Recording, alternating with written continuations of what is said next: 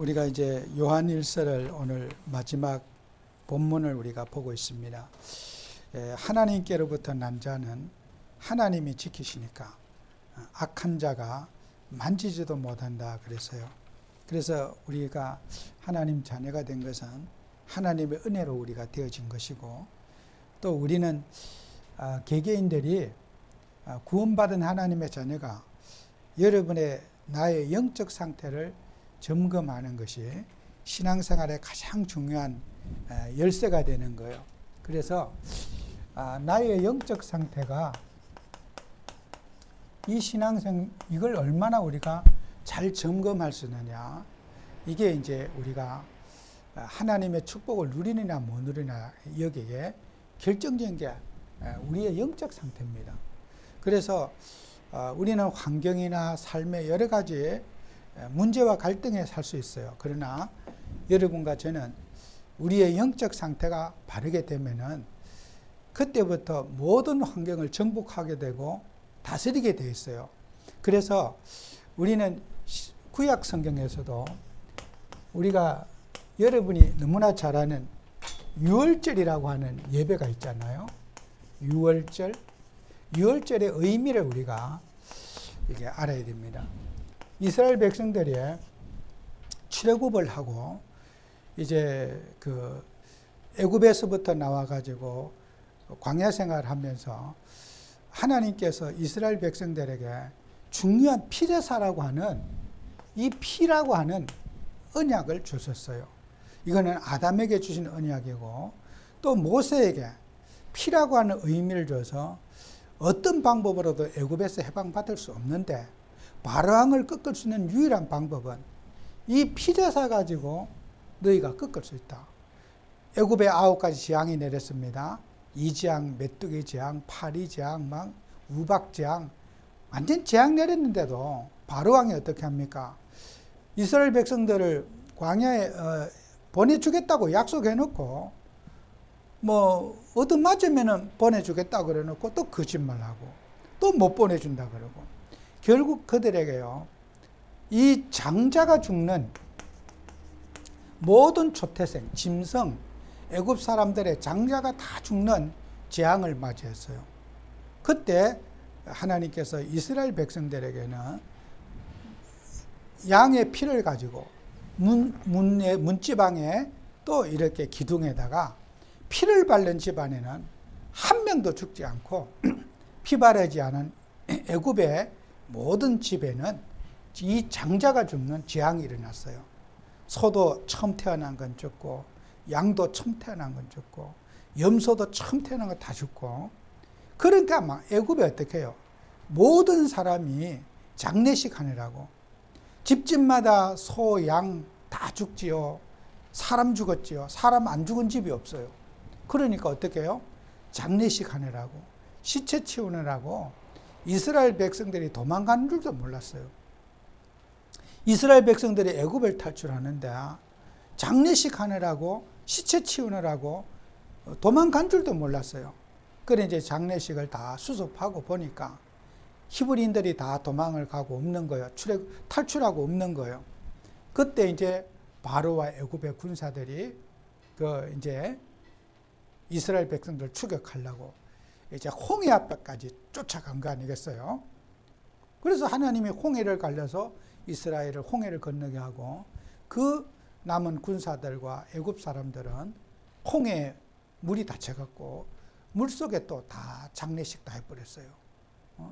초태생이 죽어서, 장자가 죽어서 재앙 만났지요.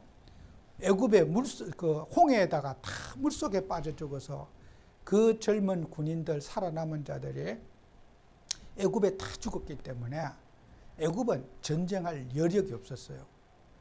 어떻게 보면 이스라엘 백성들을 다시는 추격할 수 없는, 홍해를 건넌 이스라엘을, 광야에 사는 이스라엘을 추격할 수 없는 완전히 자포상기 상태에 빠지게 된 게 유월절 사건입니다. 그죠? 하나님은 장자가 죽게 하고 홍해를 건너게 한 이 사건을 하나님은 기념하라 그랬어요. 유월절 피제사를 드려라. 이것이 너희들의 재앙과 저주가 빠져나오는 길이다.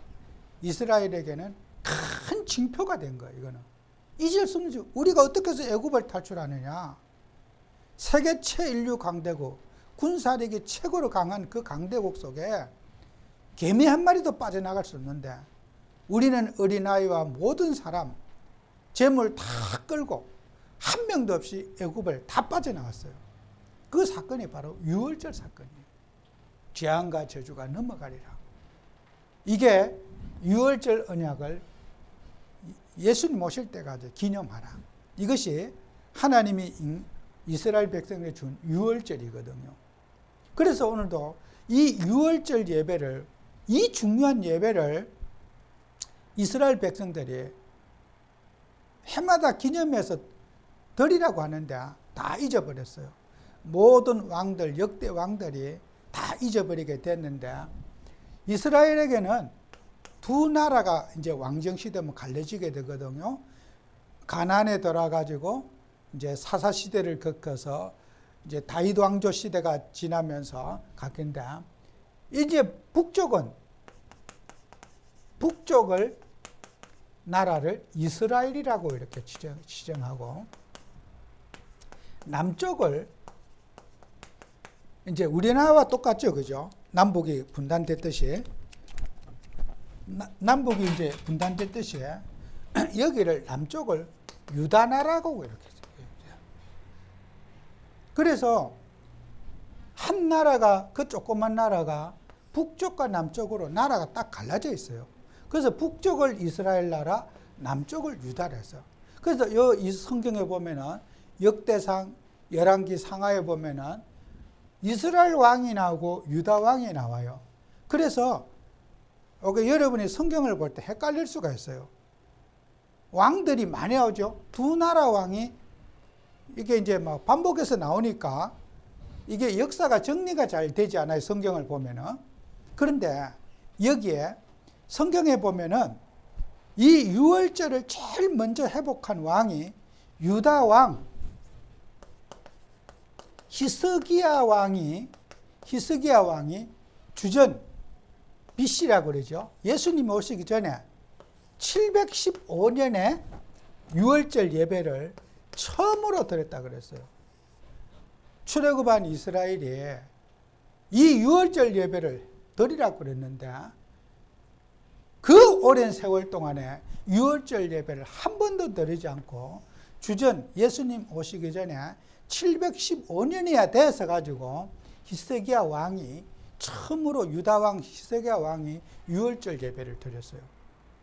이후에 약 100년 후에 여기에 이스라엘은 BC 614년에 요시야 왕 때 처음으로 성전을 청소하다가 요시야 왕 때 유월절 예배를 드렸어요. 그러니까 여기서 100년 차이가 나는 거예요. 히스기야가 유월절 예배를 드리고 100년 만에 북이스라엘에서 요시야 왕이 유월절 예배를 드렸어요. 이것도 요시야 왕이 유월절 예배를 드리게 된 것도 요시야 왕이 8살에 왕이 됐는데 그의 어머니가 이제 정치를 하고 섭정을 한 거죠. 8살이 무슨 정치를 하겠어요. 그죠? 이제 뭐 자리는 요시야 왕을 딱 앞에 세워놓고 어머니가 항상 뒤에서 이렇게 정치를 했는데 이 사람들이 여호와의 성전을 청소하다가 율법서를 하나님의 말씀 모세 오경을 발견했어요. 그래서 성경을 쫙 읽어보니까 성경 말씀에 유월절 예배를 드리라고 그랬다. 그래가지고 그 성경을 펼쳐놓고 처음으로 요시야 왕 때 유월절 예배를 드렸다고 성경은 우리에게 기록하고 있어요. 그래서 이렇게 여러분 보세요. 우리가 피제사, 정말 예수님의 십자가에서 모든 죄주 사단 문제 해결했다. 이 언약은요, 어떻게 보면 2000년 만에 회복된 운동이라 해도 지나침이 없어요. 구약의 역사가 그랬어요. 이스라엘이, 모세가 출애굽한 이스라엘이 가장 중요한 유월절 희생의 제사, 피제사를 놓치고 이렇게 수없는 세월을 자기 소견대로, 자기 옳은 대로 살아왔거든요. 그래서 우리는 저와 여러분들이 이제 이렇게 우리가 그리스도 운동하고 이 복음 운동하는 것은 이게 시대적인 운동이에요. 우리가 그냥 우리 대한민국에서 예수는 그리스도 이 복음 운동 하는 게 아닙니다. 이것은 하나님이 이 시대를 살리기 위한 우리에게 참 복음을 우리에게 주신 거예요. 성경을 보세요. 그토록 훌륭했던 신앙인들 많이 있었지만은 유월절 제사를 회복하지 못했거든요. 이스라엘이 저주와 재앙에서 빠져나온 길, 피제사로 말미암아 저주와 재앙에 빠져나온다. 이 얘기를요. 614년, 715년 딱 2번 드렸어요. 이처럼 사탄 마귀는 우리를 껍데기를 갖고 교회 다니게 하지 본질을 붙잡는데 사단은 지금도 방해하고 있어요. 그냥 교회만 설렁설렁 다니지 피제사 비밀, 복음, 그리스도 잊어버려라. 이게 사단 마귀가 갖다주는 최고의 전략이거든요. 그러면은 구약의 백성에만 그런 게 아닙니다. 지금도 마찬가지요. 갖가지 뭐 이상한 거 붙잡고 육신적인 거 붙잡고 세상 논리에 살게 하지 피제사의 비밀을 누리도록 사단이 놔두질 않습니다. 그래서 우리는 하나님 자녀가 어떻게 내가 성도는 변해져 있는가? 나의 영적 상태가 우리는 어떻게 내가 변화해 있는가? 변화되어 있는가? 이게 중요한 거예요. 그래서 우리가 이렇게 여러분 종교 생활 가지고는요 절대로 인간은요 이 근본 문제 치유가 안 돼요. 그래서 성경에는 여러분 자신들을 요한복음 8장 32절을 보면요 진리가 너희를 자유케 하리라. 우리에게요 자유의 신분을 줬어요. 애굽 사람들이 아무리 강해도 하나님은 애굽의 모든 권세들을 멸하는 그런 보호막을 하나님이 주신 거예요. 이스라엘에게는 머리털 하나도 상하지 않도록 하나님이 우리에게 자유의 신분을 줬어요. 오늘 성경 말씀에도 하나님이 부르신 자들은 어떤 경우에도 하나님이 지키시고 보호하신다 그랬거든요. 우리는 자유함을 줬어요. 그래서 우리가 이 누리는 자유를 가지고 여러분은 세상에 이제 살고 있잖아요. 그죠? 우리는 세상에 살지만은 세상에 여러분은 속해 있지 않아요. 속해 있지 않는 자예요. 여러분은. 세상에 살지만은 세상에 속해 있는 자가 아니라 불신자는 어떻습니까? 세상에 속해 있는 자라. 세상에 빠져 있는 자고 세상에 사로잡혀 있는 자예요. 그래서 우리는 자유를 회복해야지 그때부터 우리는 세상을 다스릴 수가 있고 정복할 수 있어요. 불신자는 사탄 마귀에게 사로잡혀 있기 때문에 세상에 속해져 있어요. 못 빠져나와요. 복음이 없이는 어떤 방법으로든지 인간의 영적인 고통 속에서 못 빠져나오거든요. 저는 뉴스를 이렇게 보면요. 어느 뭐 신부님이 막 성추행을 해갖고 이제 뭐 구속되고 뭐 이런 게 있어요. 근데 신부라도 아무리 장가를 안 가고 뭐 하나님 앞에 내가 바르게 살겠다 그래도 이 복음을 누리지 못하면요. 첫째, 사탄의 노예에서 못 빠져나와요. 인간이요. 절대로 못 빠져나와요. 참는 것도 한계가 있지 못 빠져나와. 그래서 성경은 뭐죠? 정력을 어찌하면 장가가고 시집가면 되지. 뭐 때문에 그렇게 고생하냐는 거예요. 우리는 많은 사람들이요. 하나님이 이 영적인 생활을 모르고 사단의 노예에서 못 빠져나오면서 사람들은 인간의 의지와 노력으로 사단에게서 빠져나온다고 착각을 하는 거예요. 난 결심이 있으면 의지만 강하면은 나는 사단하고는 상관없어.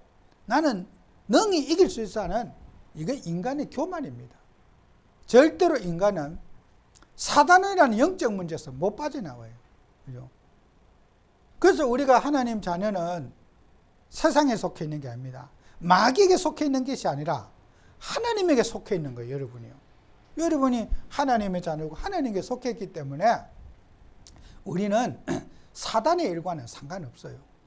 그래서 우리는 불신자들은 여기에 노예가 있기 때문에 세상을 두려워하고 세상을 우리가 겁내지만은 우리 하나님 자녀들은 여기에 겁낼 필요가 하나도 없어요. 그래서 여러분 잘 아는 로마서 8장 2절에 우리는 해방받았다고 그랬거든요.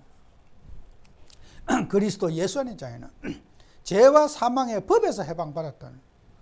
여러분요, 우리는요, 법이라는 것은 하나님이 주신 거예요. 법을 잘 지켜야 되거든요. 법을 어기고 뭘 하면요, 그 다 불법이에요. 뭐 아무리 똑똑하고 잘나도 막 억울해도 법을 잘 지켜야 돼요. 막 법이 불만이 있어도 인간은요, 법 아래 갇혀 있어. 근데 하나님께서 생명의 성령의 법이 죄와 사망의 법에서 너를 해방했다고 했어. 우리는 하나님이 인도받는 법, 성령의 법을 우리에게 줬어요. 그죠? 그 성령의 법은 어떻습니까? 기도할 때 여러분이 성령 인도를 받게 되는 거예요. 그래서 우리 하나님 자녀가 기도하지 않으면은 세상의 이 법을 이길 수가 없어요. 여러분이 기도로서 성령의 법을 누릴 때 우리는 세상 속에 있지만은 세상에 속하지 않고 세상을 정복하고 다스릴 수 있어요. 이게 여러분이 하나님 믿는 사람이 누려야 될 이게 축복이거든요. 그래서 여러분은 날마다 기도해야 돼요. 여러분의 머리 재주 그게 중요한 거 아니에요. 그 배설물이에요. 아무리 머리가 똑똑하고 잘나도 성령 앞에는 이거는요 꼼짝 못해요. 성령 인도 밖에서 기도하는 사람이 때로는 바보처럼 볼 수가 있어요. 결과는 반드시 성령의 인도받는 사람이 승리하게 되어 있는 게 복음입니다, 여러분이요. 그 여러분이 성령 인도의 맛을 알아야 돼요. 세상이 여러분을 편들지 않아도 여러분이 영적 생활을 하면서 하나님의 인도를 여러분 받기 기도하면은 모든 일에 여러분은 승리하게 되어 있어요. 그래서 우리는 저도 여러분이 기도해야 되겠지만은 우리가 내일 우리 개혁 정기총회가 있어요. 비대면으로 지금 이제 총회를 지금 준비하고 있는데 저는 뭐 맡은 특별한 보직이 없기 때문에 늘 앉아서 영적 생활을 하는데 뭔 일이 이렇게 뭐 문제가 있으면은 되게 이제 저에게 연락이 와요. 목사님 이러이러한 일을 지금 법안이 있는데 목사님이 도와주셔야 된다고.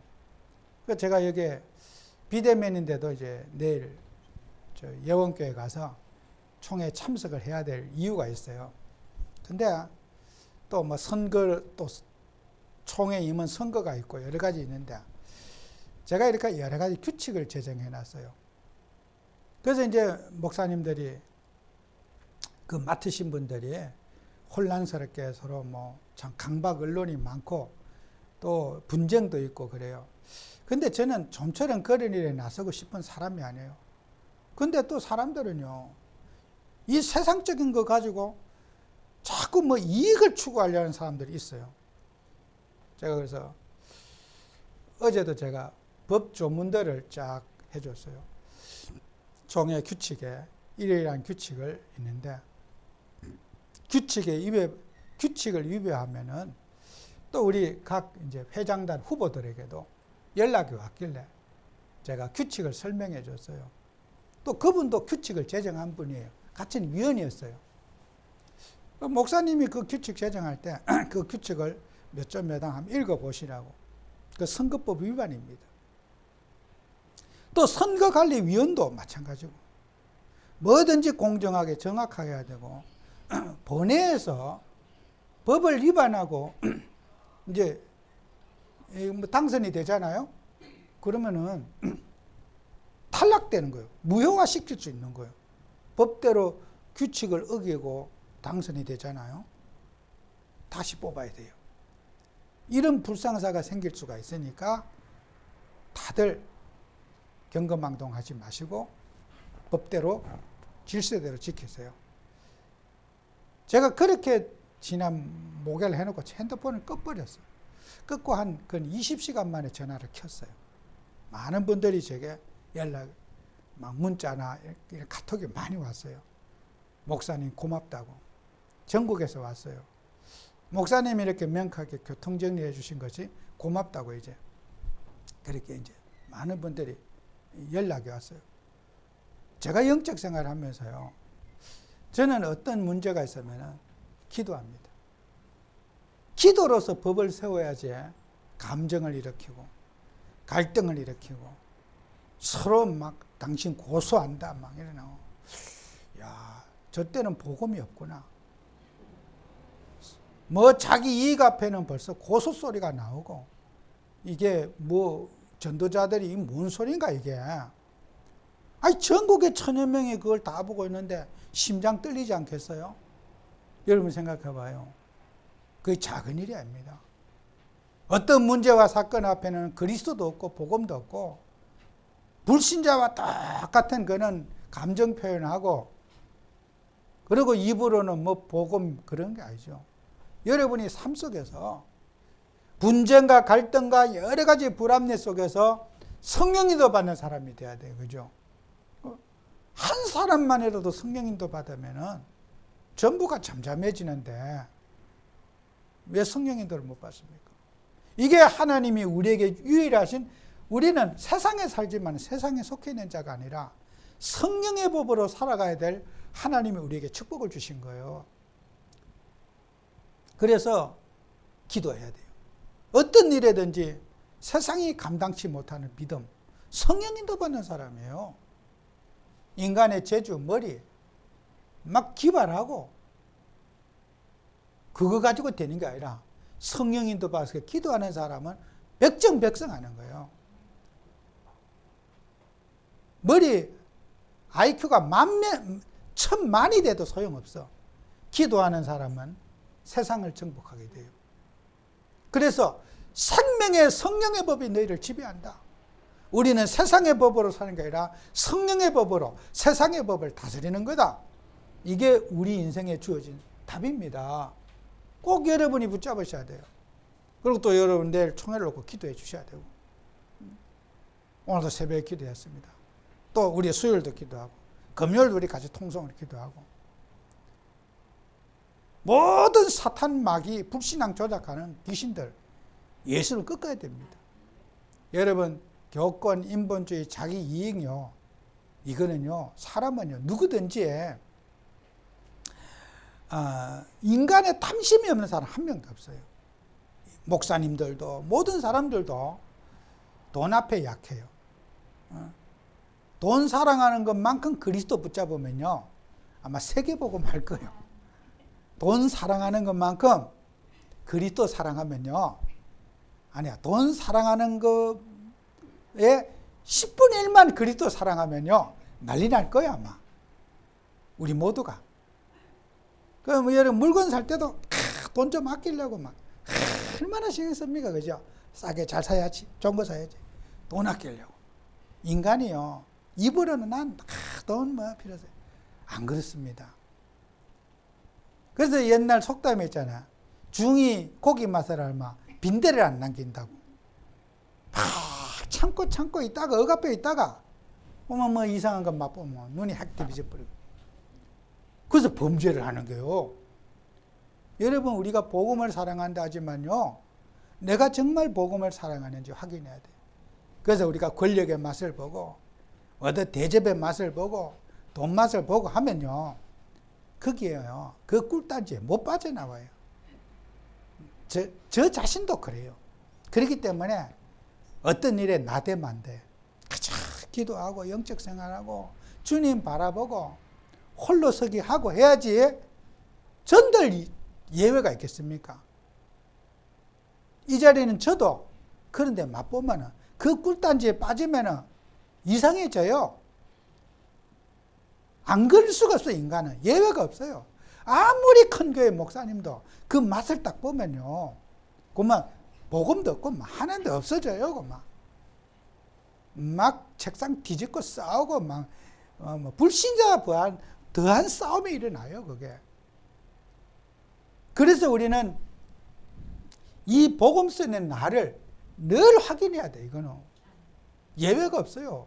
아이고, 나는 이 정도만 되면 뭐 복음 됐지. 그게 아닙니다. 평생을 통해서 우리는 죄의 법과 싸우고 사탄의 법과 싸워서 성령의 법으로 죄의 법을 정복해 나가야 돼요. 여러분 기회를 주면요, 이 사탄은요 일파만파요. 그래서 저는 뭔 일을 하고요, 웬만하면 일부러 전화 꺼버려요. 내 전화 안 받아야겠다.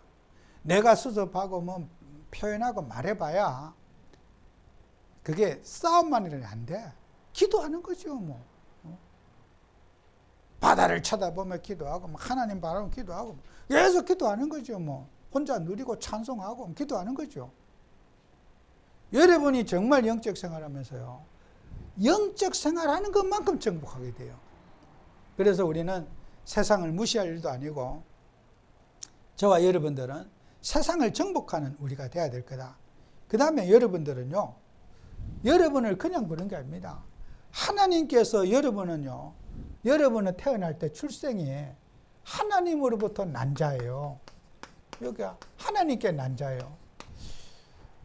여러분 태어날 때 어머니가 여러분 낳았잖아요. 그죠? 어머니가 낳았는데 하나님 자녀는 하나님이 태어나게 하신 거예요. 육신은 부모님이 여러분 어머니 뱃속에 태어났잖아요. 그죠? 하나님의 자녀는 하나님으로부터 출생한 거예요. 여러분이. 사람에게서 난 게 아니에요. 그래서 우리는 하나님이 여러분을 부르셨어요. 이게 하나님이 나를 선택하시고 나를 불렀다는 거예요. 그죠? 사람이 불러서 교회 온 게 아니에요. 누구를 통해서 온 게 아니에요. 하나님이 여러분을 직접 불렀어요. 그래서 하나님의 도구로 전도자를 사용했고, 여러분을 부르기 위해서 전도자를 사용해서 여러분을 구원받게 했고, 하나님이 불러서 이 자리에 계신 거예요.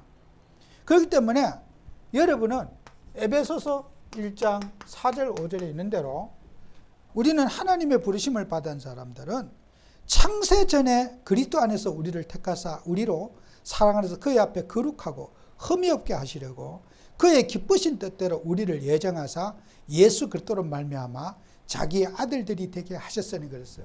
여러분은요, 창세전에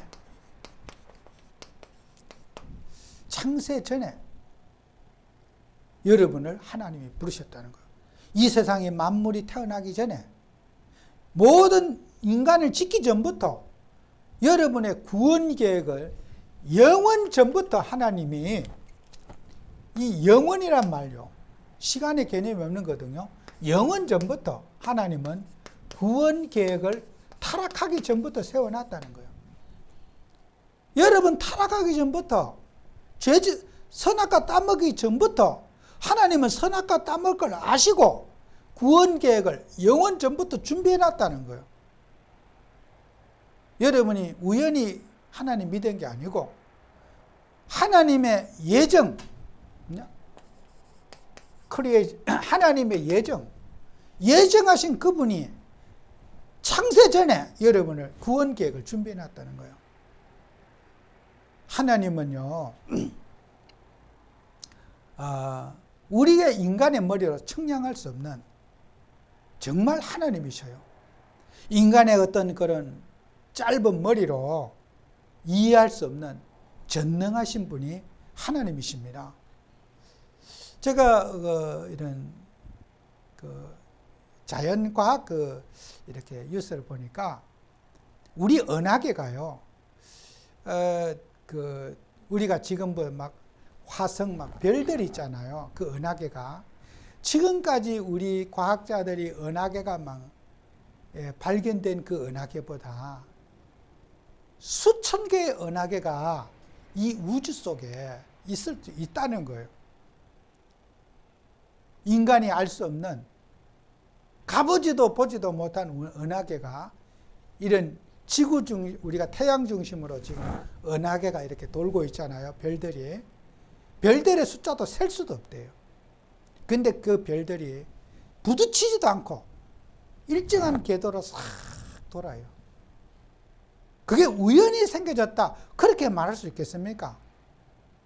여러분, 그 별들이요, 태양계 중심으로 움직이지 않게 정말 셀 수 없는 별들이 지금도 이렇게 돌아가고 있어요.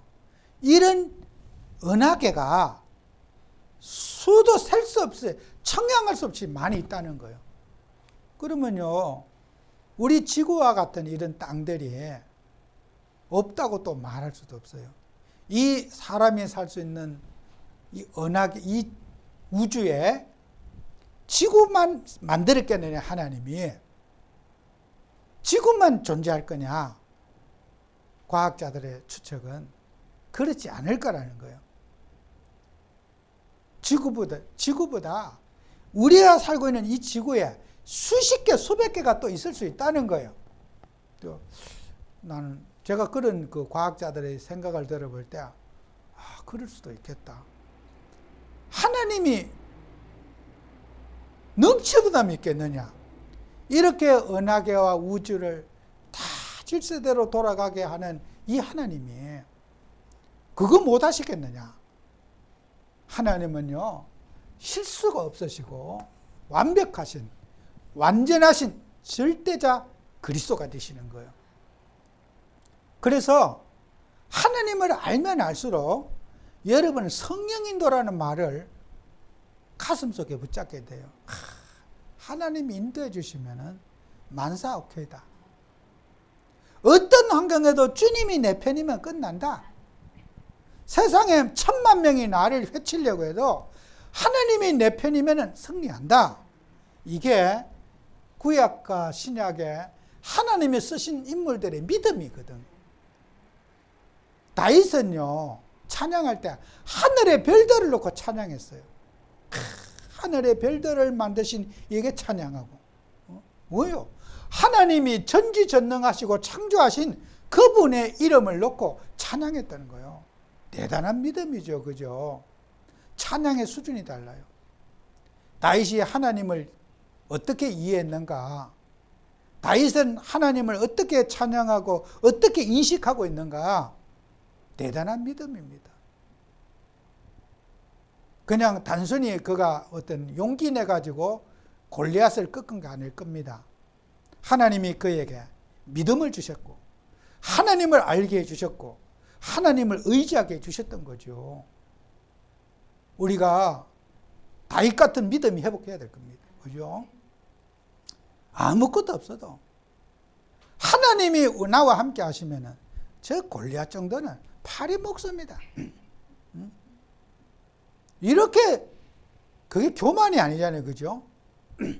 이게 하나님이 누가 나를 불러내는 거예요? 전능하신 하나님이 나를 불렀어요. 그죠? 천지 만물을 주관하시는 그분이 나를 불러서 자녀 삼으신 거예요. 그분의 자녀란 말이에요. 그분의 자녀의 권세가 성령을 우리에게 주셨어요. 마음껏 누리고 살아라고.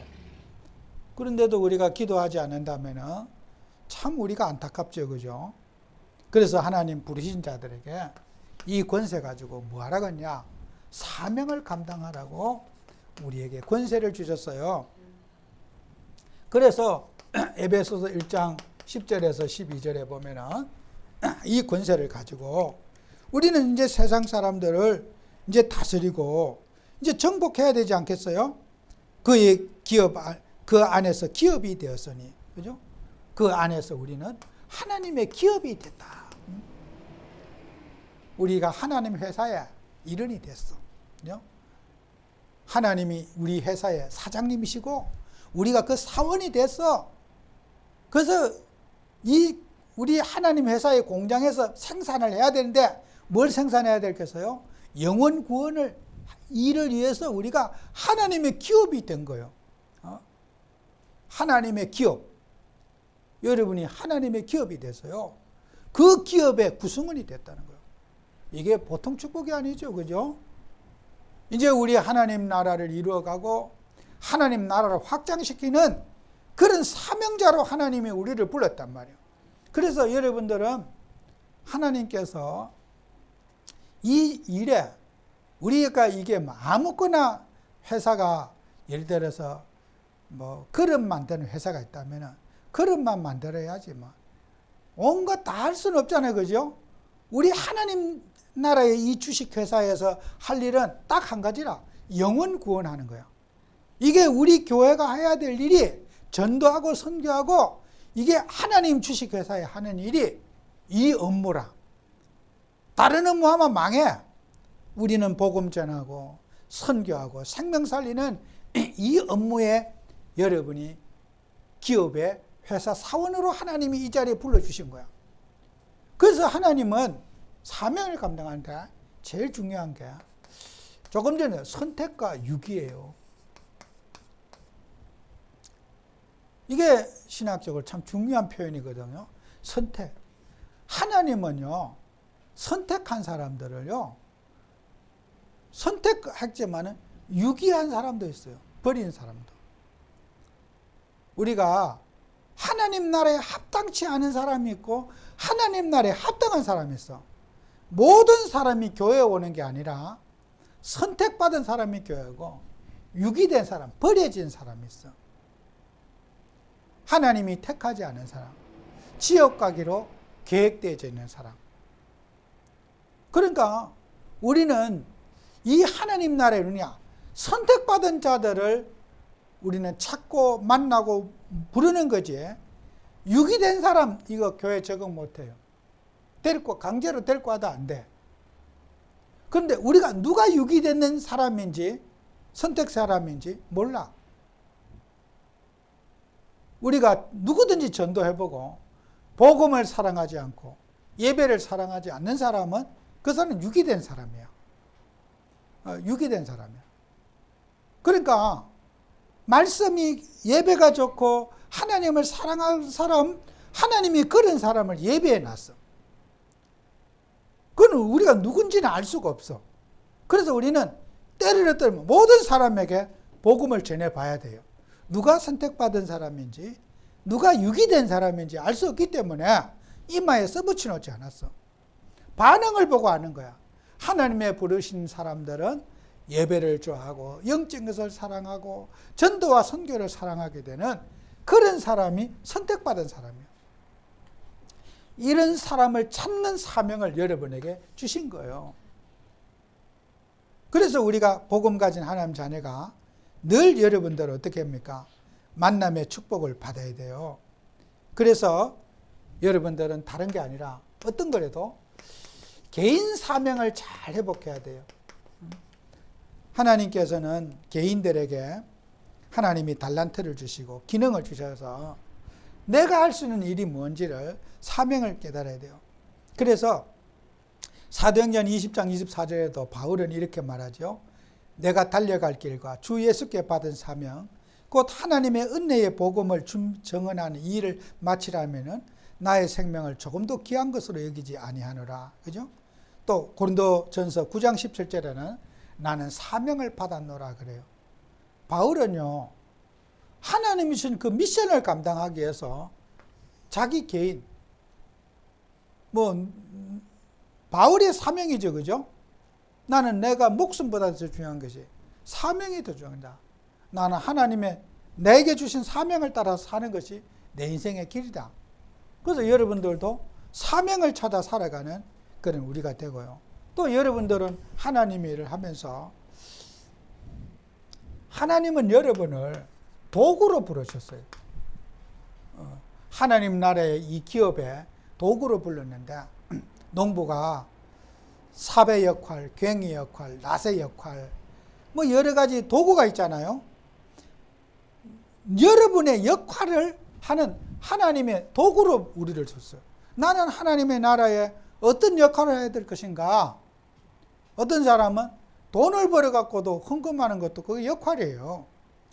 내가 경제활동에서 정말 경제로 헌신하는 것도 그것도 큰 도구예요. 아무리 뭐 노력한다고 돈이 벌립니까? 그것도 하나님이 그 은사가 있고 하나님이 축복하셔야 되는 거거든요. 어떤 사람은 섬김으로, 어떤 사람은 기도로, 어떤 사람은 자기의 재주로 많은 사람들이 하나님께서 기능을 주셨거든요. 그 기능들을 각자가 모든 사람이 다 돈 벌어야 된다 그거 아니에요. 그거 돈 버는 것도 우리 마음대로 못해요. 모든 사람이 돈을 좋아하지만은 돈 버는 사람 또 따로 있어요. 또 어떤 사람들은 섬기는 걸 또 잘하는 사람이 있고, 또 어떤 사람은 마음이 따뜻해서 늘 사람을 위해서 기도해주고 이렇게 막 그 구제 봉사 잘하는 사람이 있고, 그게 하나님이 주신 성품이 있어요. 그래서 뭐 헌금 많은 사람만 소중한 게 아니고 모든 사람을 하나님이 도구로 부르셔갖고 그 기능을 하나님이 사용하시는 거예요. 그래서 하나님께서는 노아에게도 창세기 6장 8절에 보면은 하나님께서 노아에게 은혜를 입었더라 그랬어요. 노아가 방주를 짓는데 은혜를 입어서 그 방주를 오랫동안 짓게 되는 거예요. 그래서 머리가 좋아서 그 방주를 설계하는 거 아니에요. 세상 사람들 노에 어떻게 길을 닦고 산 위에다가 방주를 짓는 것은 어떻게 보면 사람들 좀 정신 나간 행동이거든요. 노아는 그 일이 행복했어요. 방주 짓는 그 일이 행복했고, 부모님이 무슨 말을 해도 부모님도 방주 안에 못 들어오고 다 죽었거든요. 어떤 면에서는 부모님이 노아를 인정했겠습니까? 할아버지가 노아를 인정했겠습니까? 제 아이 맛이 갔구나. 안 그렇겠습니까? 그들은 방주 안에 못 들어왔어요. 노아의 부모님, 할아버지, 할머니, 정조 할아버지, 할머니 다 한날 물에 빠져 다 죽었어요. 노아의 8식구 외에는 방주에 들어온 사람이 없어요. 그 말은 무슨 말이에요? 노아는요, 외로운 길을 갔는데 하나님의 은혜를 받아가지고 행복했어요. 세상이 인정하지 않은 그 길을 갔는데 노아는 행복했어요. 남이 알아주지 않은 그 길을 갔는데 노아는 평안했어요. 그죠? 은혜를 입었더라. 그죠? 어떤 사람은 남이 좀 알아줘야지 기분이 좋은데 남이 나를 인정해주지 않는데도 노아는 하나님이 은혜를 입어가지고 늘 신나게 방주 짓고 하나님이 하라는 대로 방주 안에서 구원받게 된 거예요. 오늘 우리들도 마찬가지예요. 하나님의 은혜를 입자. 노아처럼 어떤 환경에도 행복하고 어떤 환경에서도 즐거워하고 분쟁과 갈등을 치유해주는 증인이 저와 여러분에게 돼야 될 겁니다. 그래서 하나님께서는 여러분에게 은사를 사모하라 그랬어요. 고린도전서 12장 31절에 보면은 하나님께서 너희는 더욱 큰 은사를 사모하라. 내가 또한 가장 좋은 길을 너희에게 보이리라 그랬어요. 우리는요, 은사, 하나님의 은혜를 전달할 수 있는 은사를 누려야 돼요. 그죠? 어떤 사람은 지혜의 은사, 어떤 사람은 남을 잘 가르치는 은사. 그죠? 여러분, 그 가르치는 걸 잘하는 것도 그게 은사예요. 아무나, 어떤 사람은 내가 가르치려고 했는데 싸움이 일어나. 근데 어떤 사람은 차분하게 사람을 이해를 잘 시키고 잘 가르치는 사람, 그 노력해서 되는 게 아니에요. 그게 은사가 있어야 돼요. 응? 어떤 사람은 일을 할 때 탁 지혜가 있어갖고 탁 일머리를 보고 하는데 어떤 사람은 일만 닥치면 막 토끼처럼 놀래갖고 난리를 쳐. 그건 지혜의 은사가 없어서 그래요. 그죠? 여러분은 하나님의 은사를 사모해야 돼요. 더 내가 은혜를 받아서 지혜롭게 은혜롭게 가르치고 사람을 잘 위로해주고 이래야 되지. 막 마음 상하고 분쟁이 이렇게 이러면 안 되잖아요. 그죠? 여러분, 우리 교회 제가 자랑이 아니에요. 저는 하나님 앞에 이런 화목시키는 은사를 하나님이 제게 주신 것 같아요. 그건 어릴 때부터. 그래서 내가 어떤 사랑관계 분쟁이 있고 이러면요, 하나님이 그럴 때 또 지혜를 줘요. 그러면 그걸 제가 목사님들 이렇게 하면은, 그러면 이렇게 제가 어디에 뭐에 빠지면은 이렇게 목사님들이 걱정하는 분이 가끔 있어요. 목사님이 없어서 싸웠다는 거예요. 그럼 왜 내 없으면 싸워야 되느냐. 그래. 목사님이 있어야지 안 싸운대 우리가. 그 내가 왜 그러느냐 저는 하죠. 여러분 생각해봐요. 은사예요. 사랑해주고 위로해주고 인정해줘봐요. 왜 싸워요? 깎아내리고 험담하고 맨날 이러니까 싸우잖아. 그죠? 우리 교회 성도님들은 은사를 사모하라. 그래서 더 큰 은사를 바울이 내가 보이려는데 그게 뭐예요? 고린도전서 13장 31절에 그렇게 말해. 그 은사가 사랑의 은사예요. 사랑의 은사. 고린도전서 13장 14절 믿음, 소망, 사랑 그 중에 제일은 사랑이라 그랬거든요. 사랑하면 다 끝나. 여러분 은사 중에 최고의 은사는 사랑이야. 싸우는 사람 밥도 사주고 또 위로도 해주고.